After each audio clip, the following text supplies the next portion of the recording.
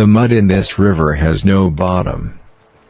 I have known that since I was a boy in Virginia, when they told me the only thing darker than the water was the life waiting for me on the other side of it. They were not wrong. But they were not entirely right, either. Listen.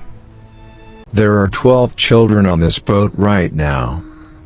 The youngest is 5 years old. She fell asleep 20 minutes ago with her finger pressed against the letter G. G for God. I watched her mouth it before her eyes closed. I did not correct her grip on the pen. If the patrol finds us, if this vessel drifts 3 feet to the left, into Missouri water, every one of those children goes back. Not back to their mothers. Back to the auction block. The year is 1847. My name is John Barry Meacham. I am a minister of the gospel, a carpenter by trade, and tonight, I am a criminal by the law of the state of Missouri. What I am about to tell you, they have never put it in the history books the way it actually happened. By the end of this, you will have to choose a side. My name is John Barry Meacham.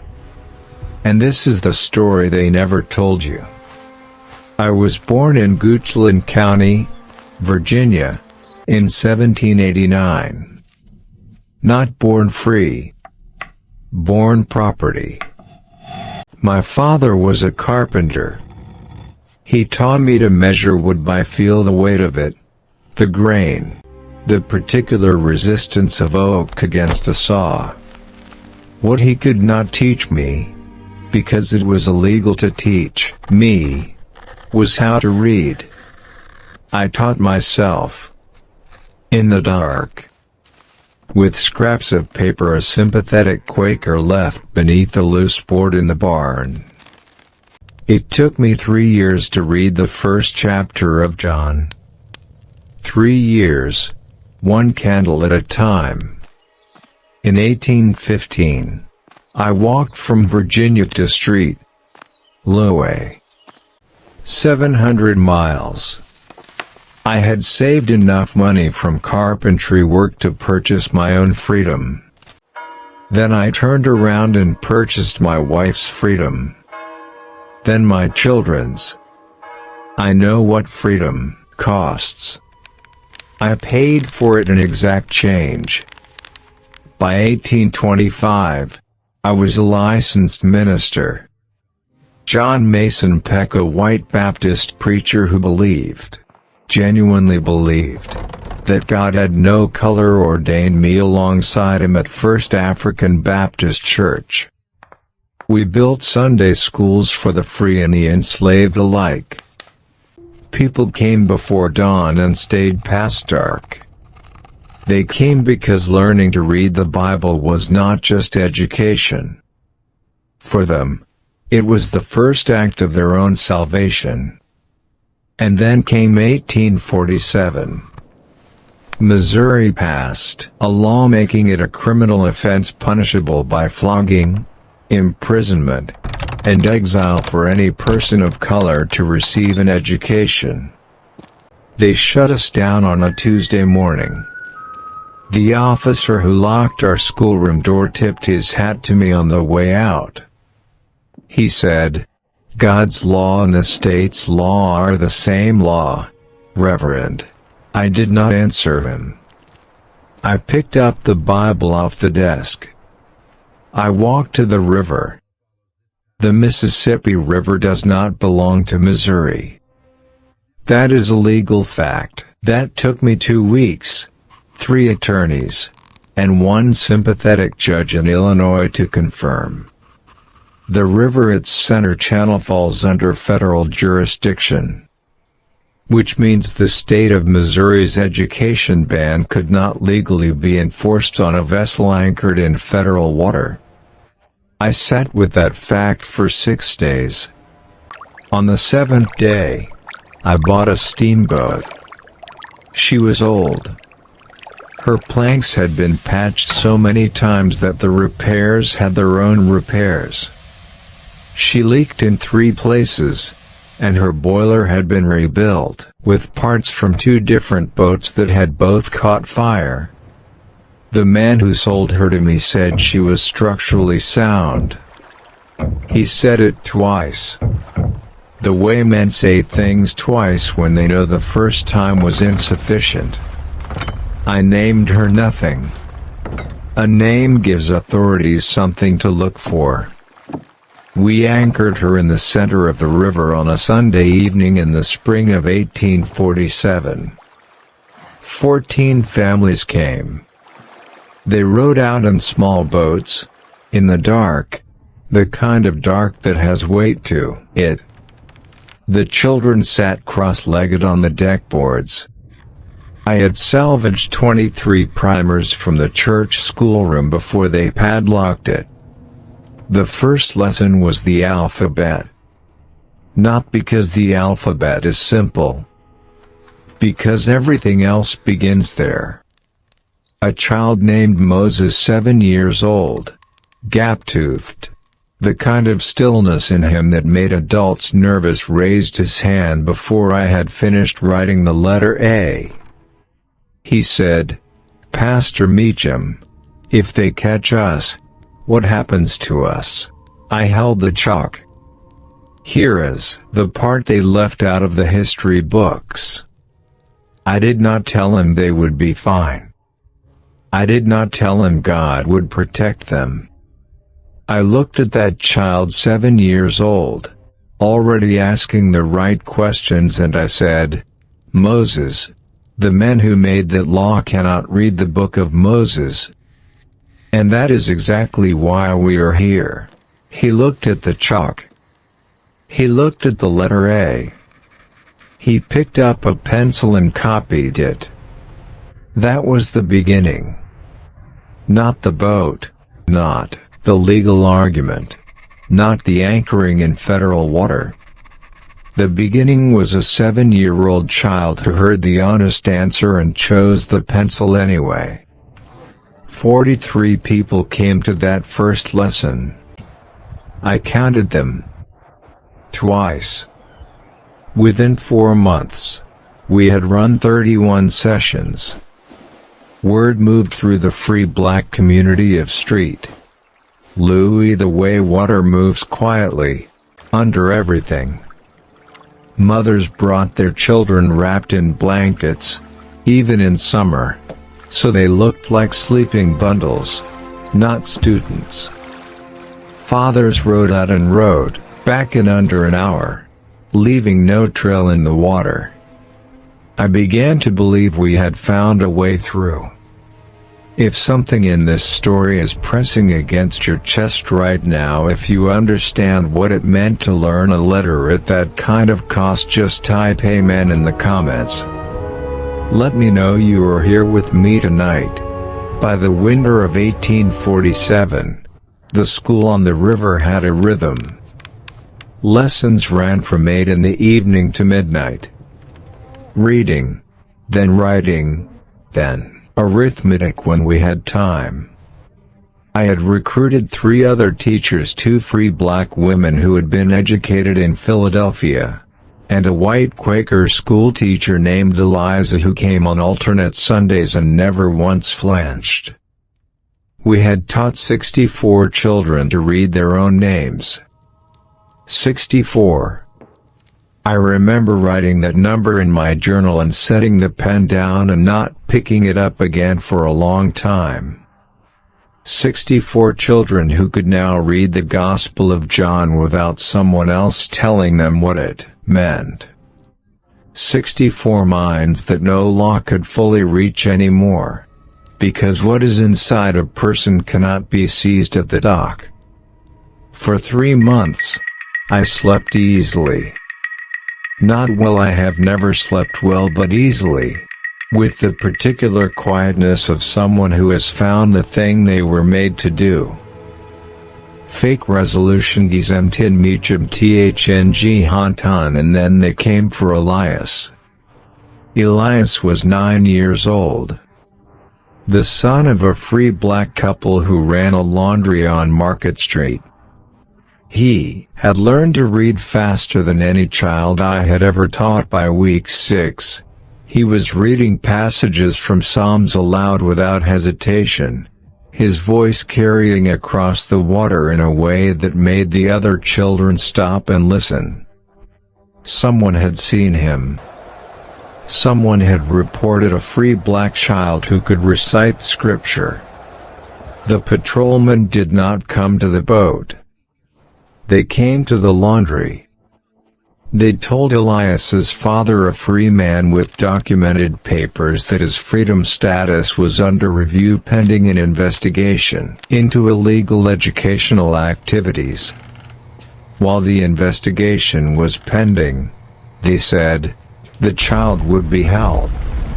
Elias was put on a steamboat heading south to Alabama. His parents had 3 days to contest it. The court date was set for after the boat had already departed. I stood in my church on the morning they told me. The pews were empty. I had left the Bible open on the pulpit from the Sunday service, the way I always did, to Acts 5:29. We must obey God rather than human beings. I sat in the front pew and looked at that page for a long time.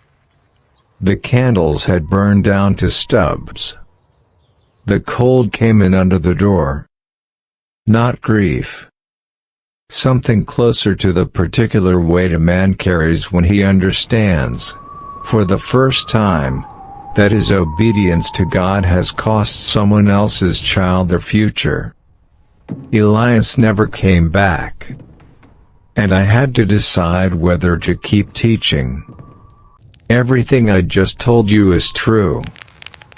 The legal argument, the boat, the 64 children who learned to read their names, the child named Elias who was taken south and never returned. All of it is true. But so is this. There were people in my own congregation, good people, faithful people, people who had prayed alongside me for 20 years, who came to me after Elias's capture and told me to shut the boat school down. Not the authorities. Not the white slaveholders. My own people. The deacons of First African Baptist Church put their request in writing. 12 names. 12 men who loved God, who loved their families, who understood what was at stake and who had come to a different conclusion than I had. They were not wrong to ask. And here is the part that will stay with you long after this video ends. I am not certain they were wrong. Even now. There is one document I want you to know about. It is held at the Missouri History Museum, in a collection of papers from the First African Baptist Church. It is a handwritten letter, dated December 1847, signed by 12 men, all free black citizens of St. Louis, all members of my congregation. It reads, in part, we, the undersigned, do respectfully and urgently request that the Reverend John Barry Meacham cease all activities related to the vessel-based instruction of colored persons. We believe such activities, while nobly intended, present a clear and present danger not only to the students therein but to the standing and safety of all free colored persons in the state of Missouri. We implore our pastor to consider whether the temporary enlightenment of a few children is worth the permanent destruction of an entire community.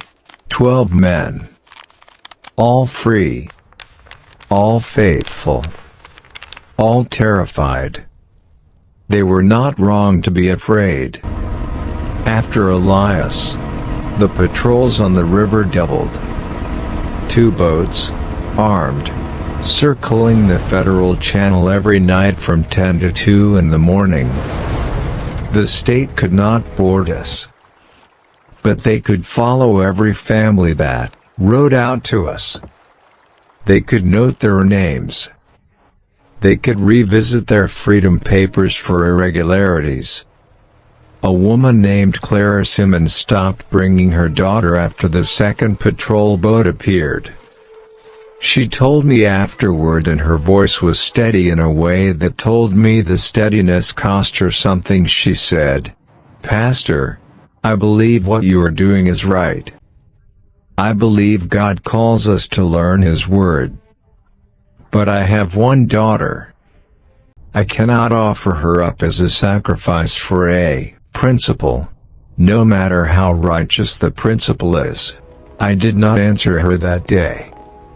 I have thought about that answer every year since.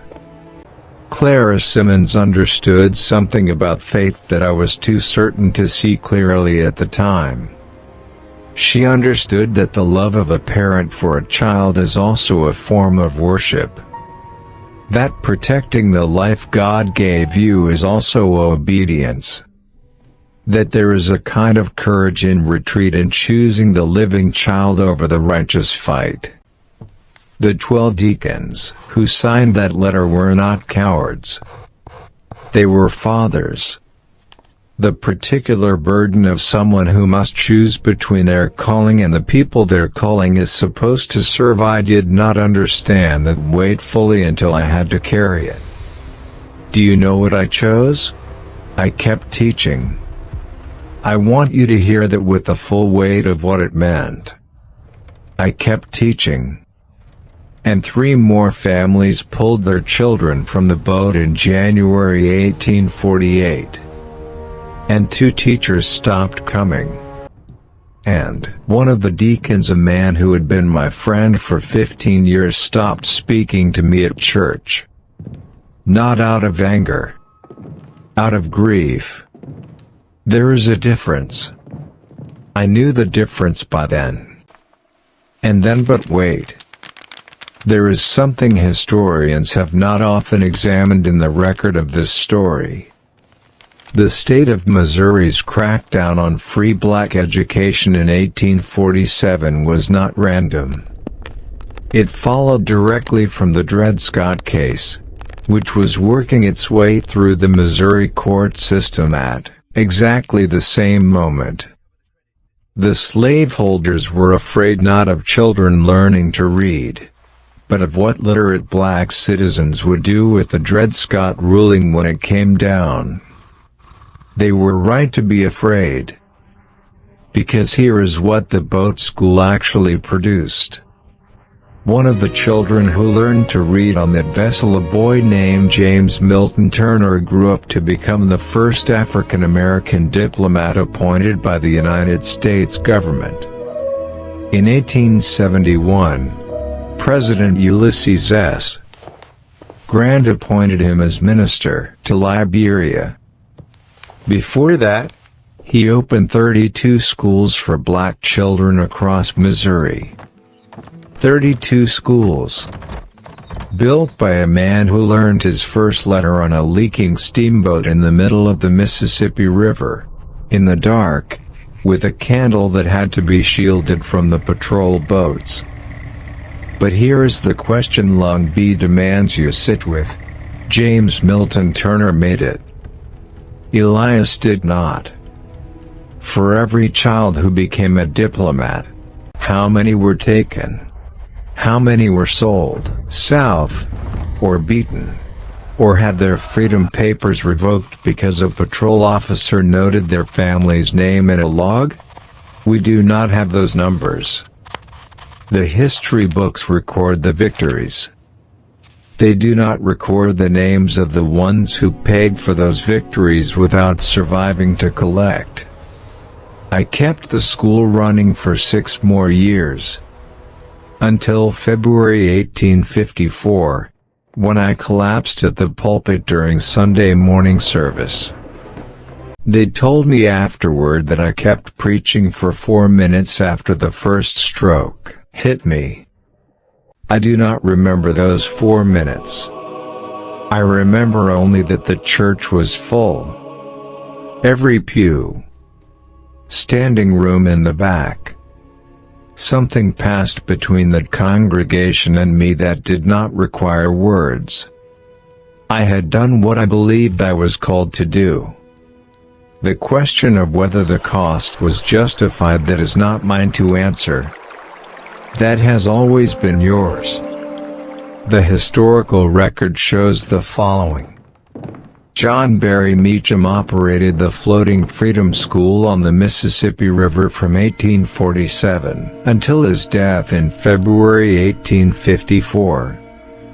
The exact number of students educated on the vessel is estimated between 200 and 400 over that period. The records are incomplete because the school operated covertly.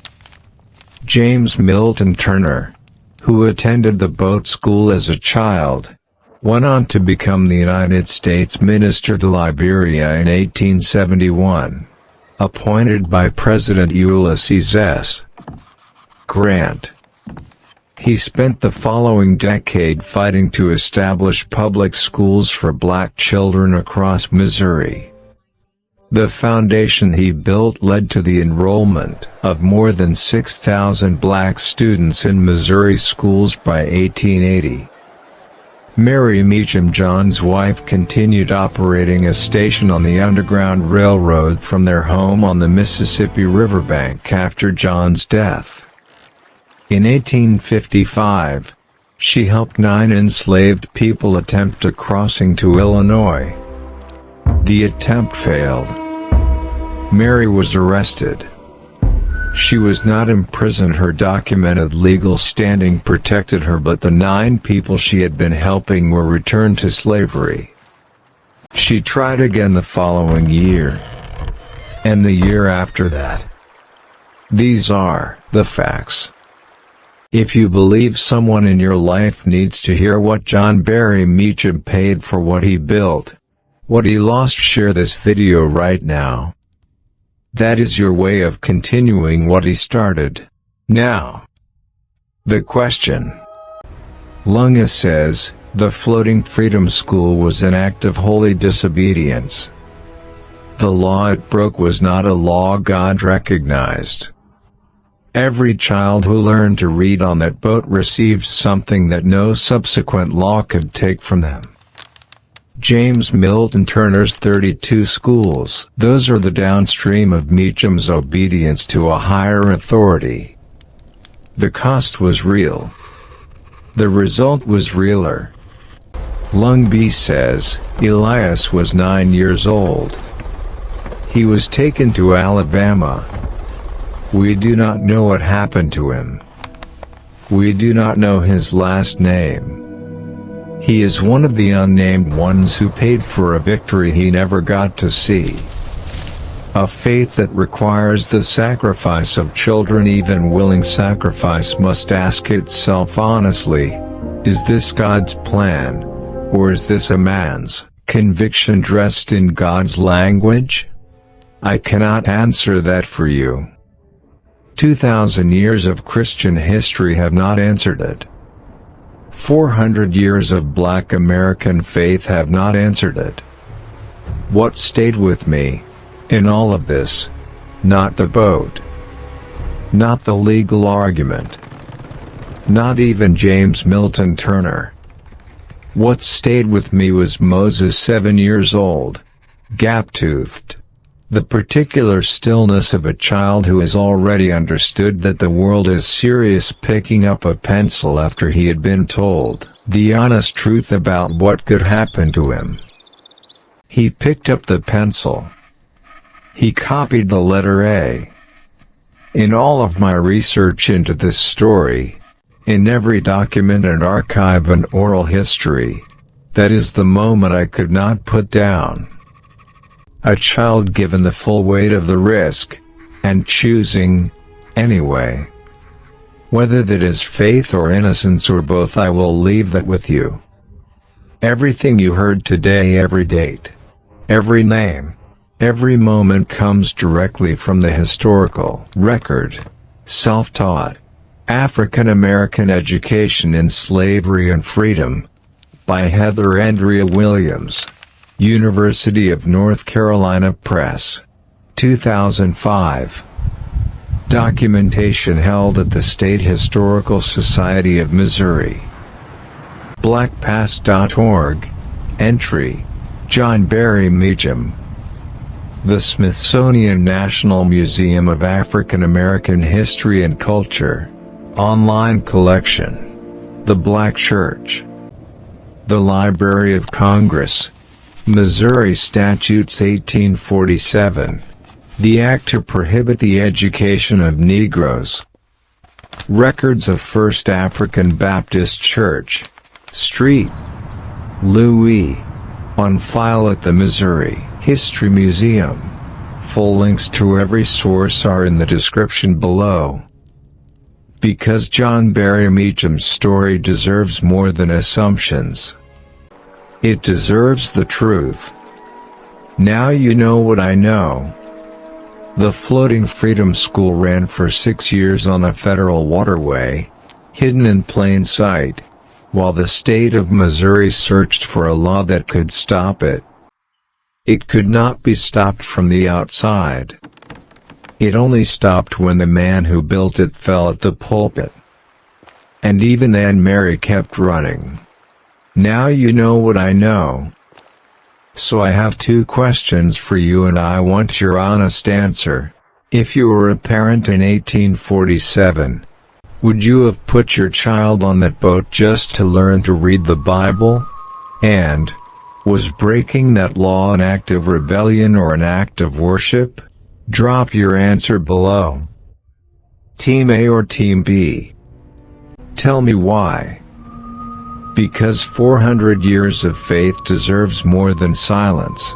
In the middle of the river, between the law of men and the law of God, 12 children fell asleep with pencils in their hands. They were already free.